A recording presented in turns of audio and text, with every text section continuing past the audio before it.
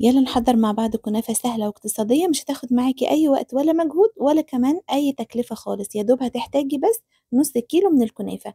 هاتي الكنافة اعمليها رول كده. ولسهولة إن احنا نعملها رول هرش عليها مية خفيف جدا من المخاخة بتاعتك. زي ما انتي شايفة كده اللي فيها رول، ما تقلقيش من أي شراشيب ظاهرة منها أو طالعة منها. عادي، كل ده بيختفي أول ما تحطي عليها سمنة وتدخليها في الفرن. ما تقلقيش خالص وكملي، هتبقى معانا بالشكل ده. هاسقيها بقى كوباية من السمنة. عايزة تسيحي السمنة قبل ما تحطيها على الكنافة مفيش مشكلة خالص، هي كده بتسيح في الفرن. أنا دهنت السمنة الصينية بتاعتي بالسمنة، وحطيت الكنافة بتاعتي بعد ما عملتها رول. حطيت عليها كوباية من السمنة، هدخلها الفرن على درجة حرارة 200 لحد ما تاخد لون أصفر حلو قوي زي اللي انتي شايفاه ده.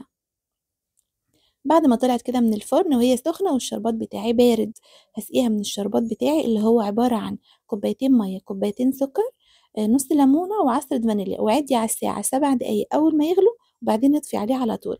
هسقي بيه الكنافة كده وههزها كده علشان تشرب من كل السكر. قدميها في طبق التقديم هتعجبك قوي، مقرمشة جدا من بره وكمان طرية جدا من جوه، لازم تجربيها.